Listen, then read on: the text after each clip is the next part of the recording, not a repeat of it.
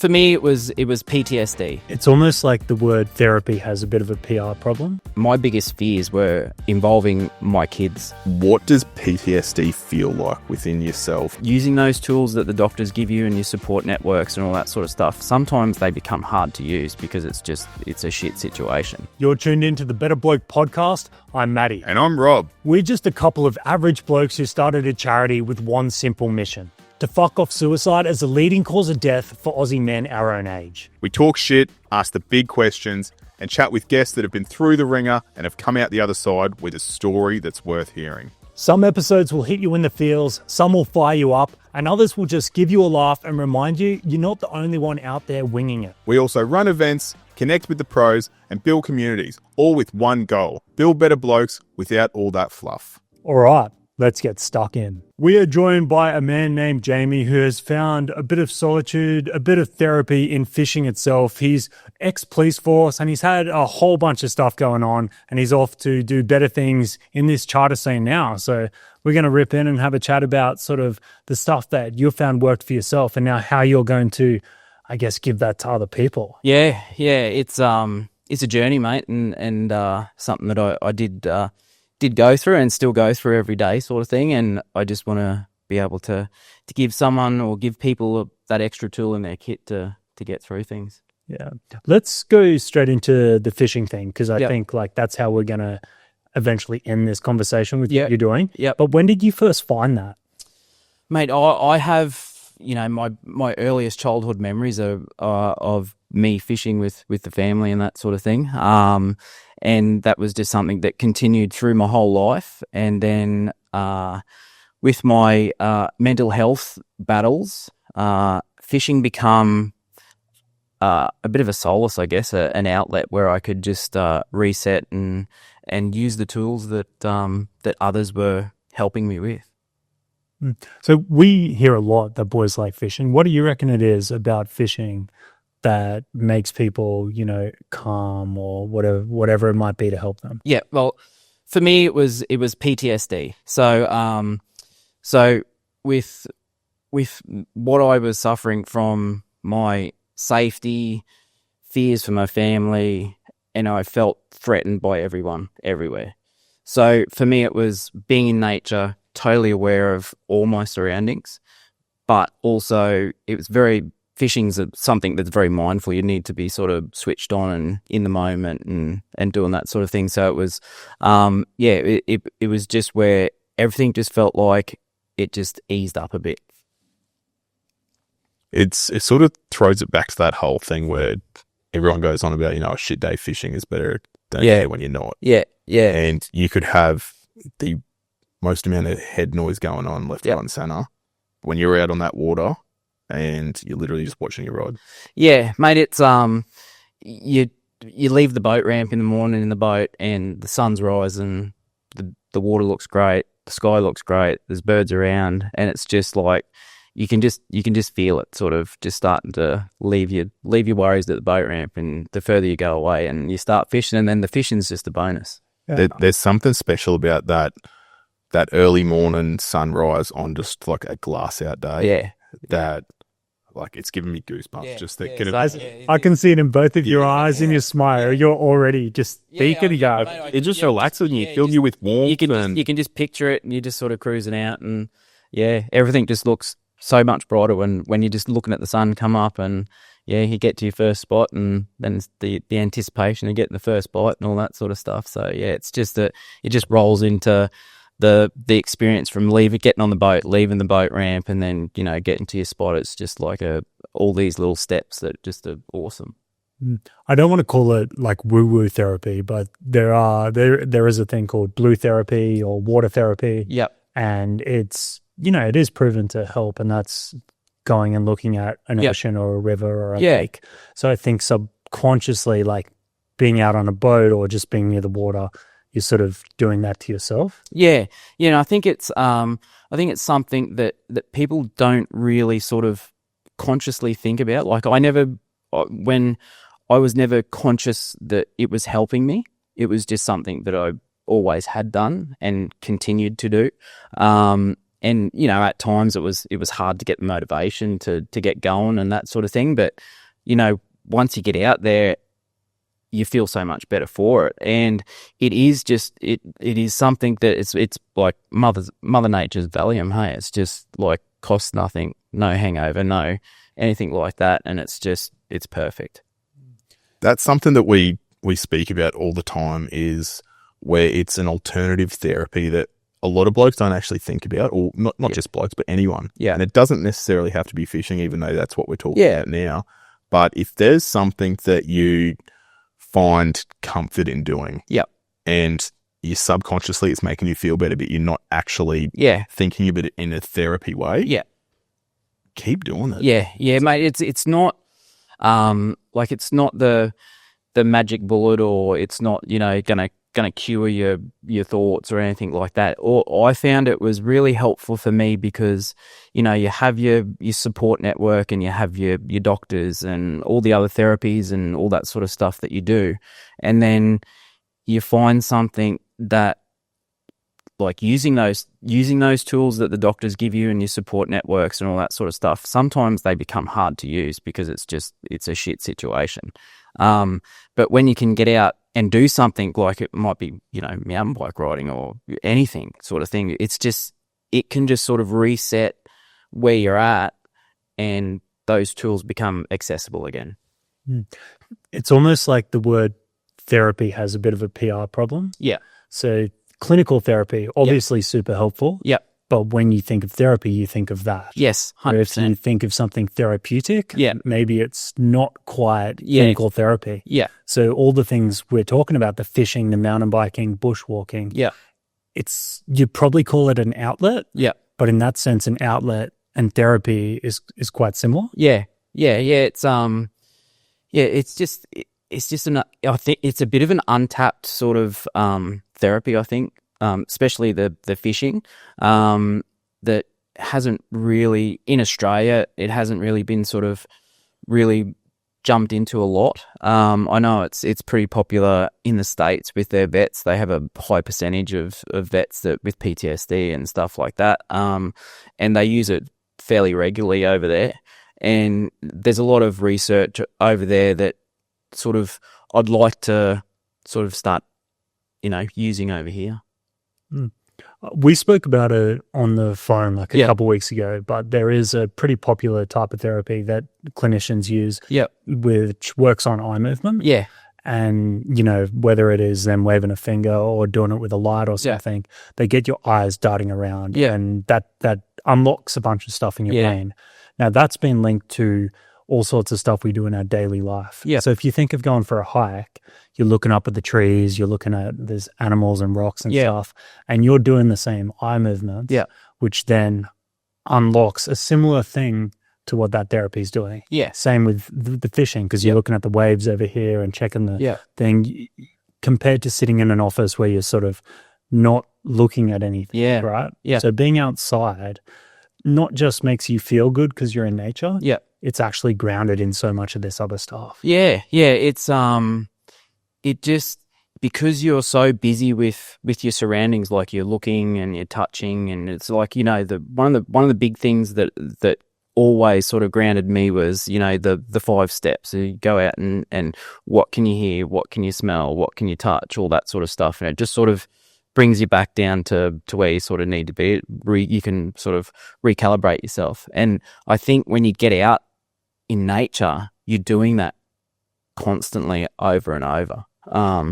Whereas like if you're at home, you sort of actually got to stop yourself and go out in the yard and actually, you know, sort of, okay, I need to do this. But when you're sort of out in nature, you're doing the fishing or you're doing whatever, you know, sort of comes naturally, you're doing it all the time and you don't even know it.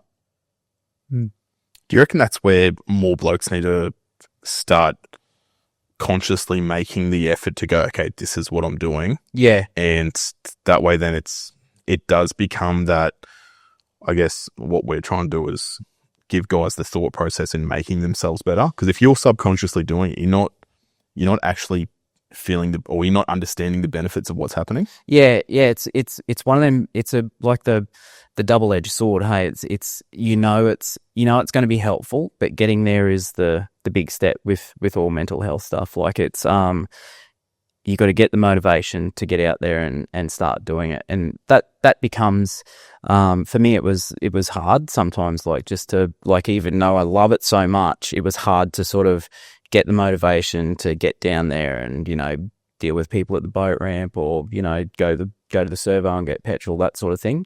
But yeah, it's just one of them things you just have to keep trucking on, sort of thing, and get out there and get amongst it. Did you have any tools that you found worked for you to sort of push through that?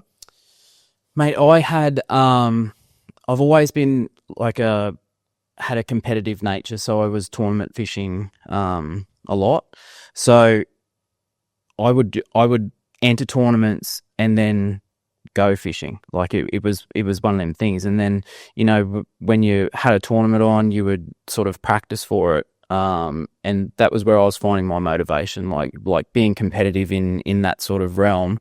My motivation was to be successful at that. So it was one of them things. It is something that it's just baby steps. Like you just got to take the next step and the next step. And that's the hardest thing. That kind of leads into your journey with your own mental health. Yeah. So you already had this outlet of fishing before you sort of had all these things that you had to face. Yep.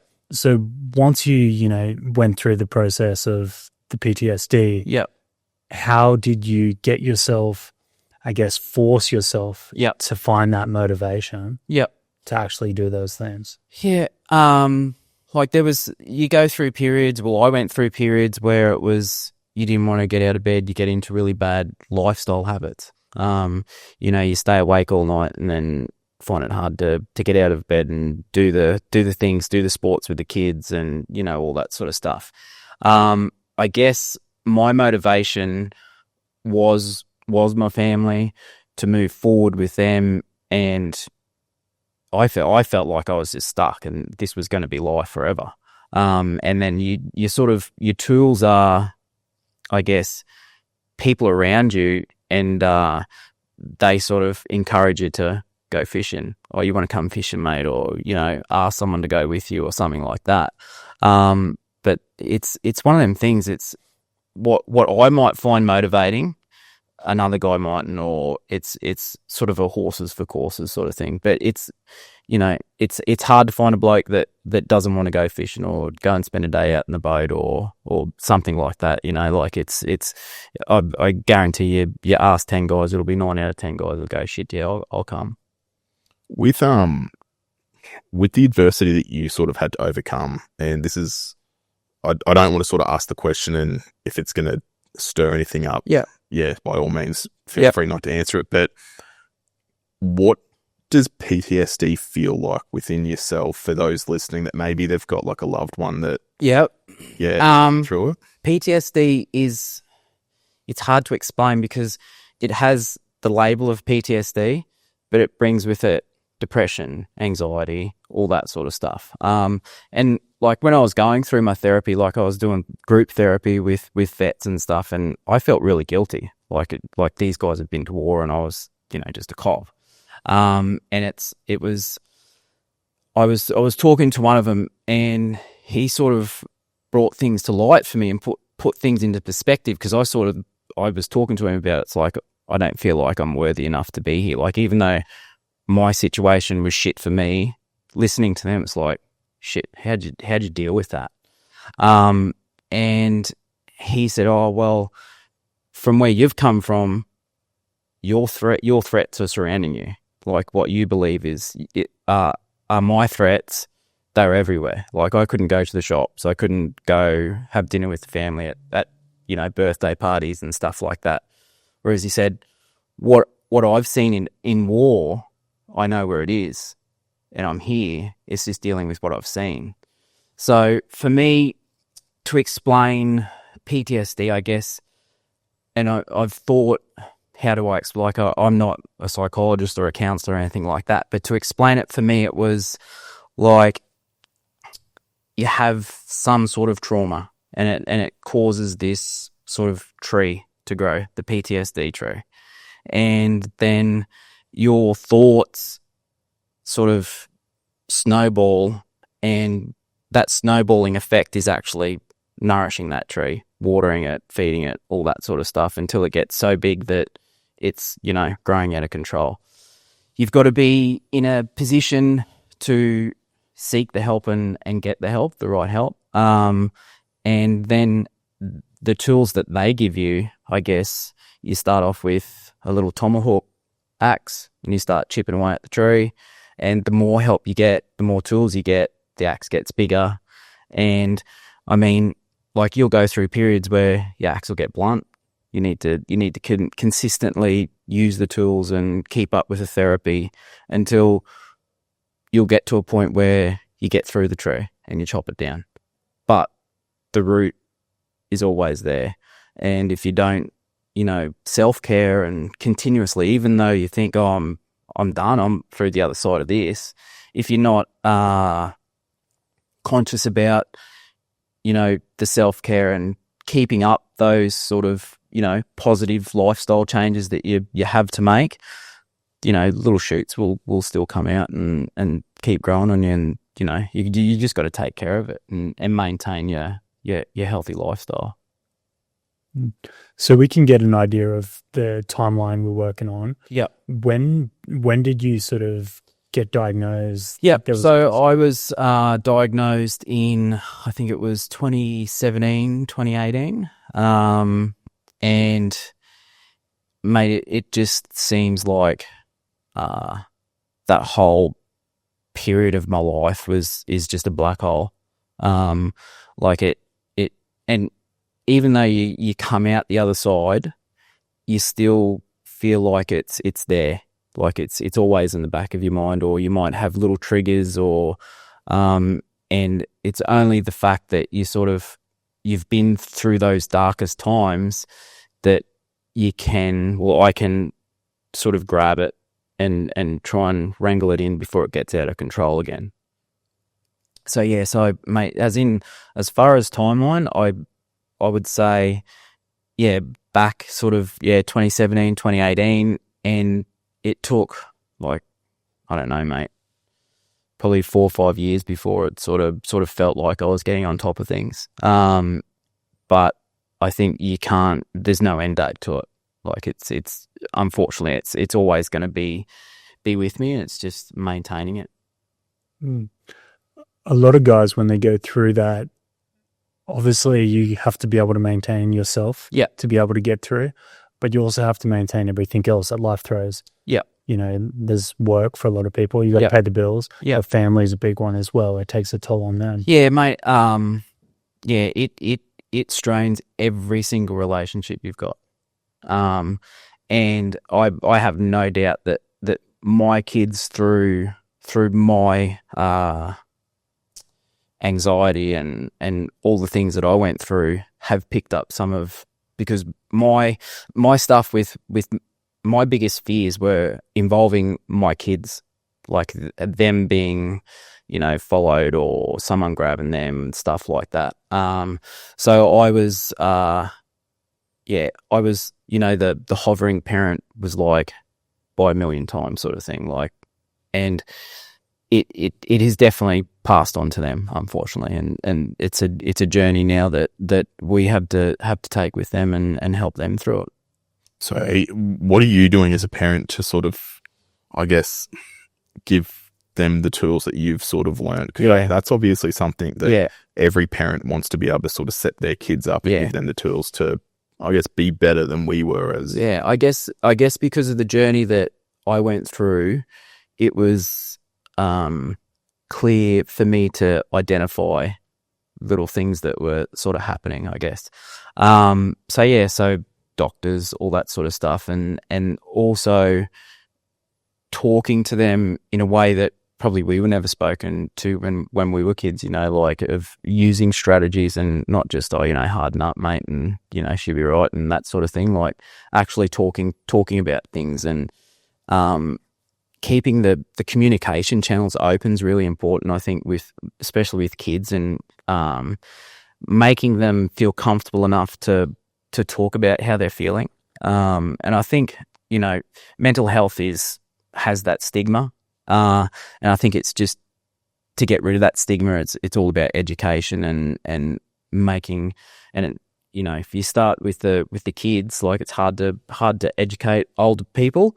But yeah, start with the kids and it'll hopefully down the track, mental health will just be, let's help everyone and not have that stigma where, you lose friends because of it, because they don't know what to say to you. They don't know, like they get a bit, sort of don't want to be around you sort of thing, because of it. So yeah, it's one of them things. You people not necessarily, don't like you anymore or don't want to be friends with you anymore. They just don't know how to be around you. So yeah, but yeah, the kid thing is, it's something that is always now on my mind, because I feel sort of responsible for where they are, and do everything I possibly can to sort of help them get through it. I guess that's the name of the game, isn't it? Yeah, just to, I guess, set your kids up for a better. Yeah, and I mean, you have. that was probably one of the motivators behind me, because like it, in a sense, you get in these dark places and you think, I have to be here, because my thought was, I'm the only one that's going to protect them the way I think they should be protected, which was overboard, because it was what I was struggling with. But that was probably my motivation to keep going. And in a sense, it was the disease itself, but it was also helping me to make sure that I was going to be there to protect them for as long as I could. That's really good that you found a silver lining out of. Yeah. Yeah. Yeah. There's not many, but yeah. Yeah. Yeah. Yeah. So. Men often get critiqued for the whole not talking thing. It ain't read to speak. But as we all know, it's pretty hard when you're in those dark spots. Yeah. When you were going through what you called the black period, yep, how good do you think you were at telling people, these friends, yep, other people around you? So trust was a big thing for me. And my network of friends shrunk, like small, real small. So I think my sort of outlet speaking was in the group therapy to other people that I felt comfortable talking in group therapy, because I knew that they were going through the same sort of battles that I was. And there was guys that were in all different stages, like guys that, and I'm like, it's probably planned on purpose, but the guys that were sort of at the other end, and you would see them and get sort of encouragement from them, thinking that, I can get to there as well. And they were really helpful in sharing, they just let you know that it's like, I know where you're at, but there is an end sort of thing. So, I'm not a real, like, this is a big moment for me to be here talking about it all, but, I'm not, I haven't really been previously someone that has openly spoken to close friends or friends, I guess, and a lot of family. It was more of it was my battle sort of thing, and I was getting the help where I needed to get the help, which is probably not the best thing to do. But I think for me to be able to help people moving forward, I need to be able to tell them my story as well. It's just another step in my journey, mate, to be able to talk about it, and then I can, help other people about it as well. You are not alone by any means in that aspect, where, like, we speak to so many blokes that, like you just said, you could comfortably speak to, well, not comfortably, but you were able to speak to a whole bunch of blokes in like a group therapy setting. But speaking to loved ones about it, Yeah. very, very difficult. Yeah. And like we find that with everything that we do, we can have blokes that we don't even know come up and they can just lay it all out. Yeah. And they feel so safe in doing so. Yeah. And when we ask them, like, "Oh, have you told anyone that you love about this?" Yeah. Nah. Yeah. I can't do that. Yeah. It's hard to put your finger on why you can't.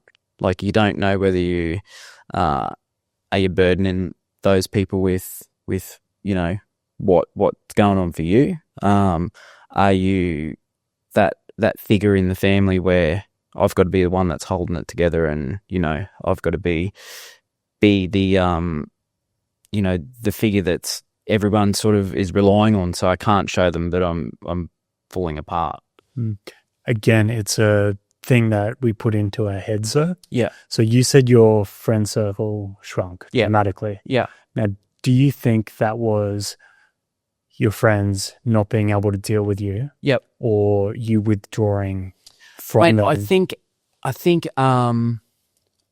don't know whether I would say when you're in those going through that period, you don't want to talk about it to people that you don't want them.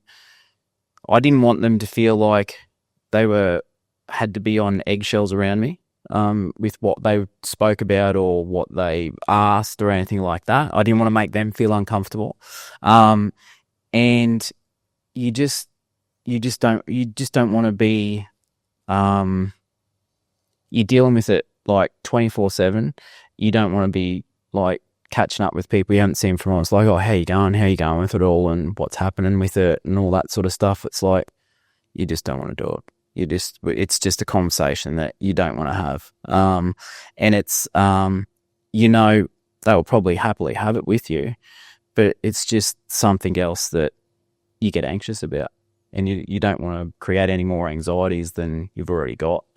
So yeah, it is one of them things that people, I guess, instead of shrinking your network, you need to be growing it, because it's just, each person has their own story, and it, like, I had a close mate that passed away, but he also had PTSD, and it wasn't until I had it that we actually spoke about it, and I never knew until he knew that what was going on with me, and then he sort of opened up to me, and it's like, wow, had no idea.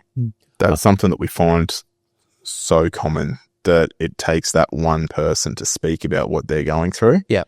And the floodgates open, and the next person then goes, oh shit, I had no idea. Yeah. This is what I'm going through too. Yeah. So where it's one of those things that by the one person having the balls to go, hey, look, I'm not good. Yeah. You end up starting this chain reaction of everyone around you going, fuck, let's all deal with this together. Yeah. And that's I guess the old school mentality of mental health is just, pack it up, put it in a bag, and don't think about it. Where that's not the right thing to do. I think the biggest takeaway is you kind of did that with your family, but then you were able to find the other outlets in the group therapy. Yeah. You were able to connect with the people that you did resonate with. Yeah. Because if you don't replace it with something like that, then you go down this path of isolation. Yeah. And that's where things get pretty gnarly. Yeah. Yeah. And the more you're isolated, the more at risk you are of becoming more and more unwell with it. And yeah, I was lucky enough to be engaged in really helpful doctors, and that just sort of, I felt like they understood. I wasn't really, wanting to be validated or anything like that. It was just, you don't, when you sort of first sort of start getting PTSD, you don't label it. It's just like you're just thinking, what's going on in my head, and you don't know. And then I think you sort of sit with it for a while, and then something will get to the point where it sort of half breaks, and then you reach out for help to doctors. Some people don't, and that's where it's the scariest thing. Like, and they just get too far down the track, and it's horrible.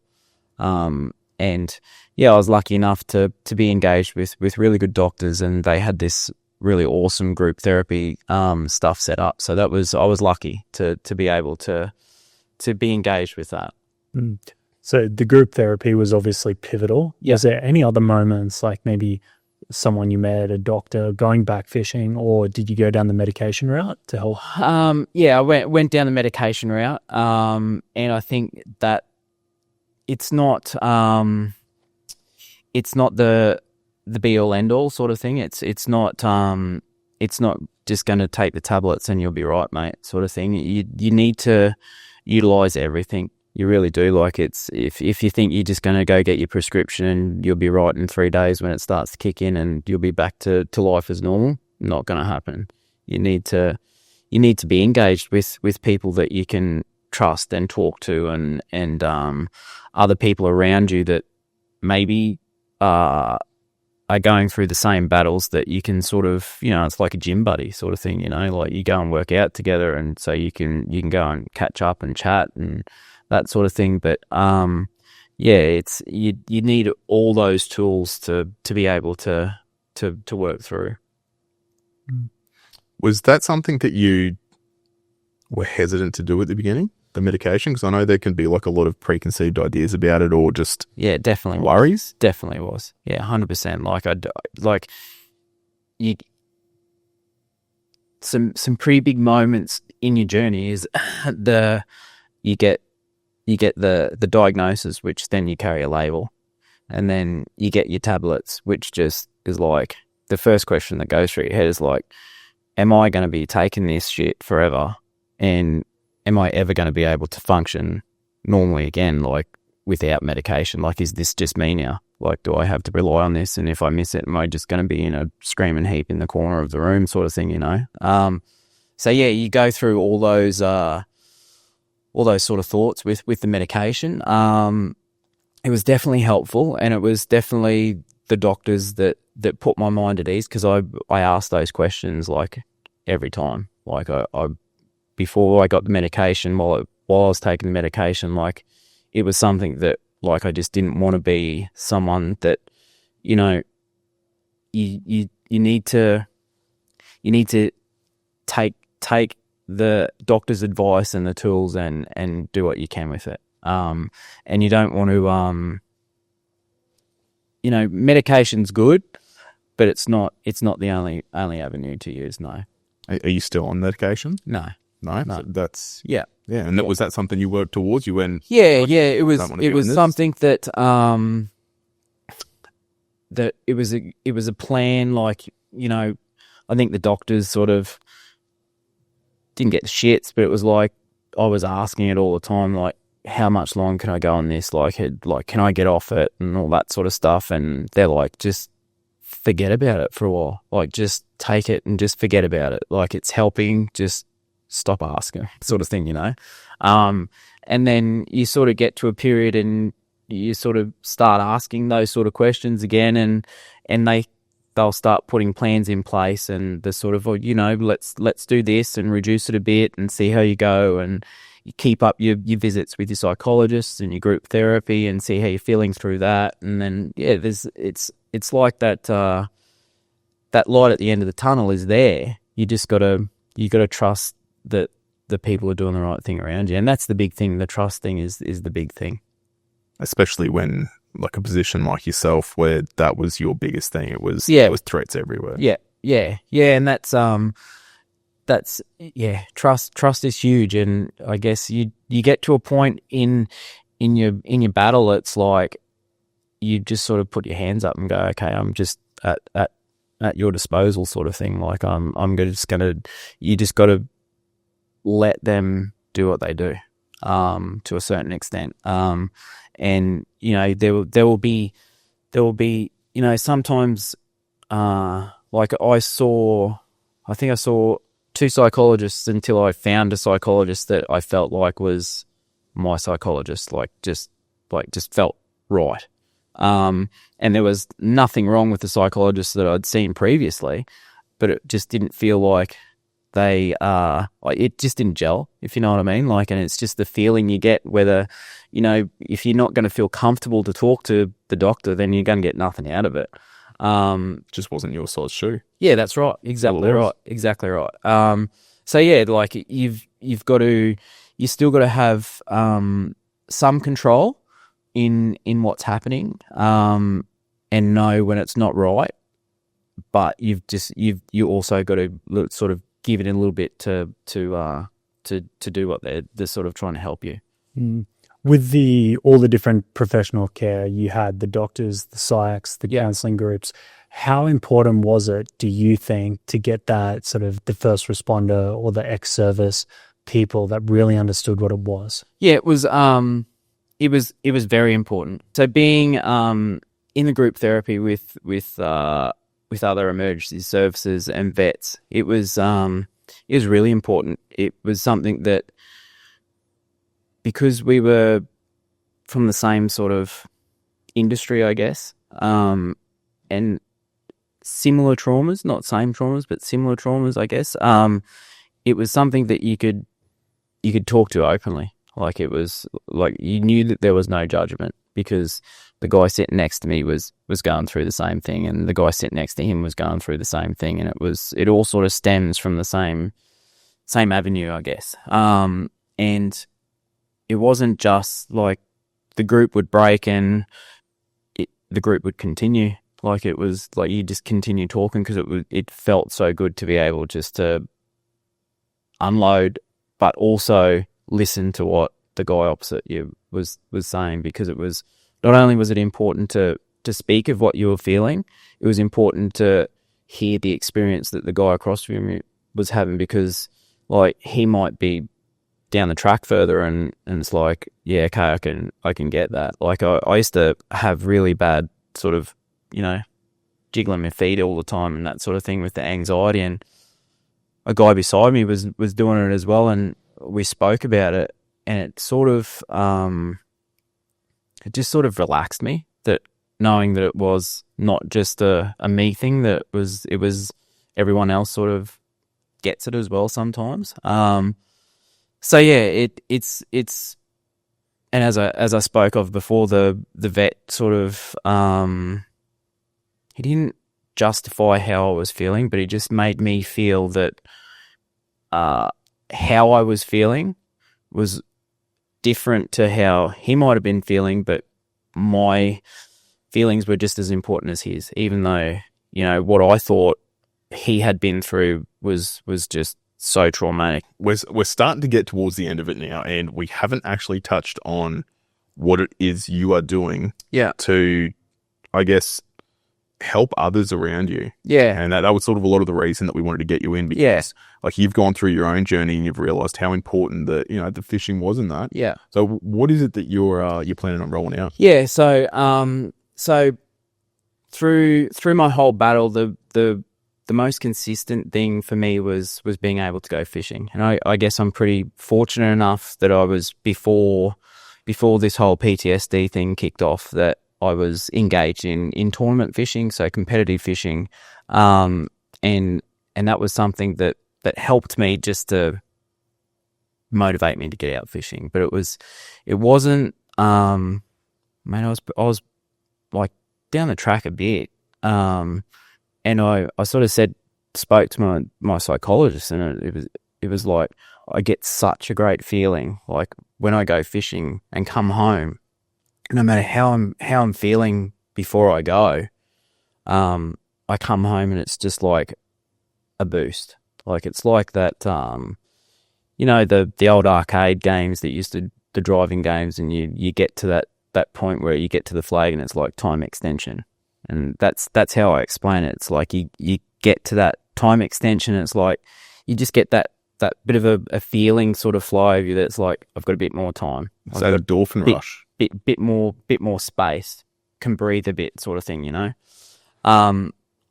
and like fishing it's not just about going out and catching a feed anymore. Like, it's the whole experience for me, and I want to be able to share that with people, that I'm in the process at the moment, sort of getting to the final stages of setting up a charter fishing operation where it's not offshore, so people don't have to worry about being seasick or worried about big seas and ocean swells and that sort of stuff. It's all inshore, and it's just giving people an avenue to sort of feel, to get that experience, because there's a lot of people that don't have a boat.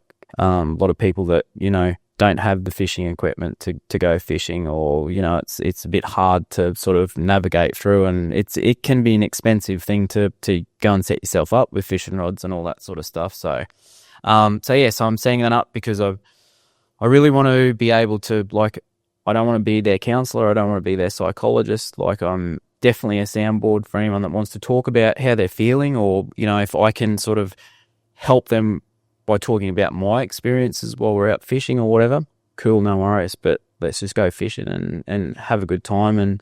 And I just really want to see people sort of get off the boat with that energy, you know, a bit of a spring in their step, and tackle the next day. So the plan is just to start with day stuff, and then I'd like to eventually grow it so, you know, pick a couple of guys up and take them away and go up to, you know, cool places like 1770, or, you know, some dams and catch barra and stuff like that, and just the whole experience of just getting away and just sort of, it's a hard thing to explain. Like, you when you're sort of heading out, and when you're out there, and you just get these feelings, and it's something that if you're not doing it, it's hard to sort of tell you how I'm feeling, sort of thing, you know. But it's just one of the best things that I could have done. And I spoke to my doctors about it. I know we spoke about the rapid eye movement sort of stuff, and he didn't even touch on that. He was just like, you know, it's just a reset. Like, it's just something that you've found that resets, because it's, as I said, it's nature's sort of medication. There's nothing better than being out, and, you know, birds are singing, the fish are jumping, the sun's rising, all that sort of cool stuff. Is it?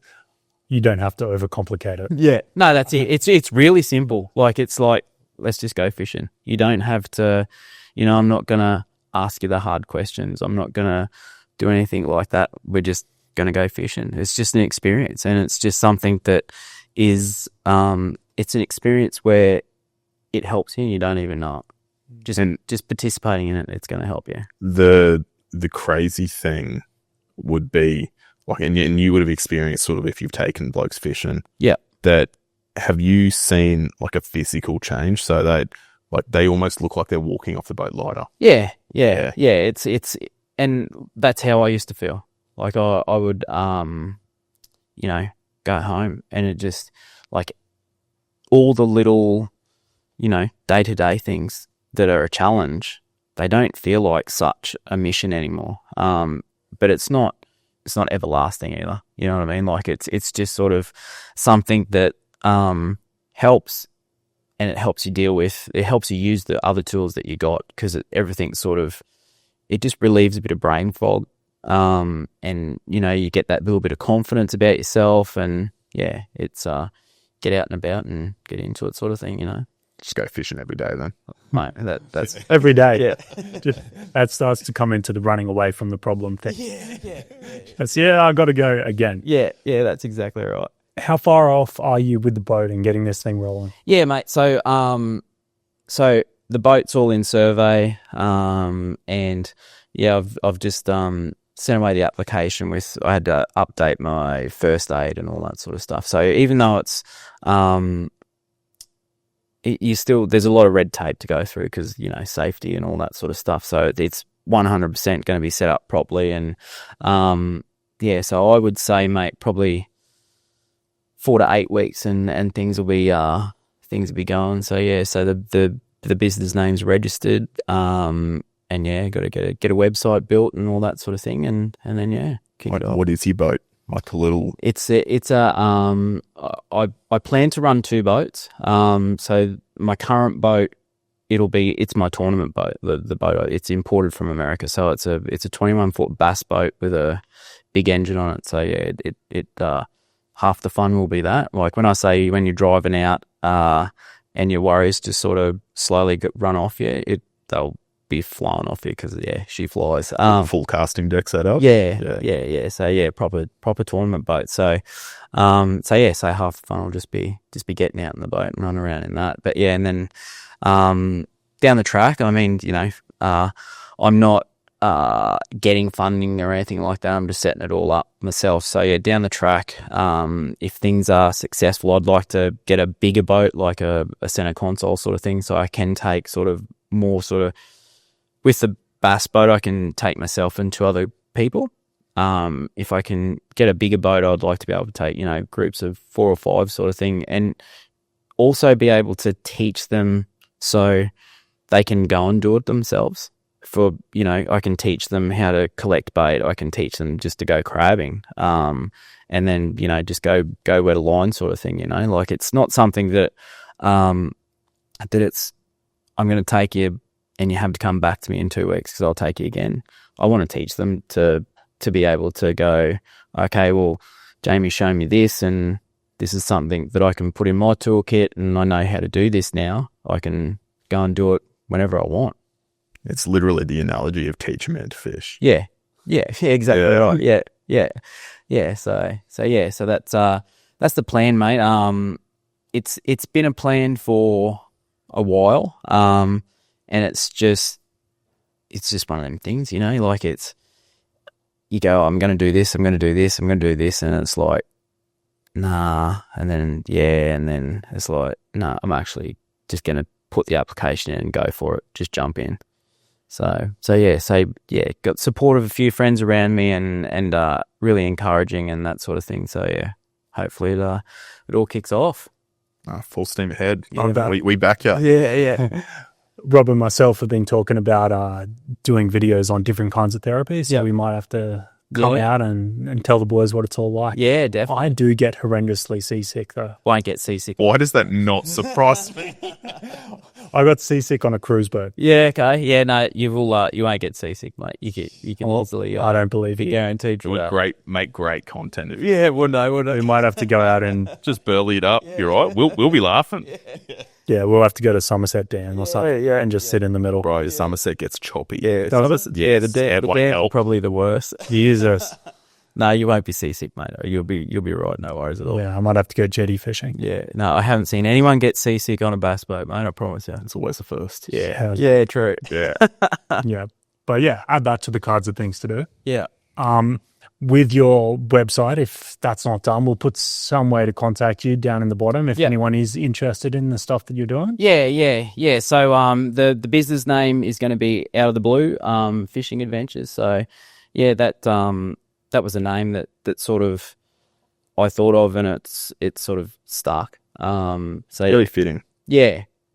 So that's and he's ex-cop. That's why I said it's very fitting. No, I didn't know if you caught that. Correct. Yeah, there's a couple of depression. Yeah, so there was a 2-pronged approach to that. So ex-cop and out of the depression sort of thing. So that's what I'm hoping. Like, that fishing adventures is going to be a tool that can help people get out of the blue. If you do that, that'd be great. Yeah, easy peasy. It's all there. So hopefully that was helpful for anyone, especially the guys with the PTSD, seeing a guy who's lived through it. And, there was a lot of helpful information there. Definitely support groups and not being afraid to use those meds as just a stepping stone to help you get through it. Yeah, I think, you just got to use all the tools that are put in front of you. And I think, the most important one is to speak about it. Yeah. Well, thanks so much for telling your story, brother. No worries, mate. Really, really appreciate it. Thank you. We'll round her out there. Be better. Thanks for tuning in. If you got anything out of this, be sure to show some love on whatever it is that you're listening on and follow us across all our socials. If you want to know more, head to betterblokeproject.org, where you can learn about the programs we deliver, find out about upcoming events, and donate to the cause of building better blokes.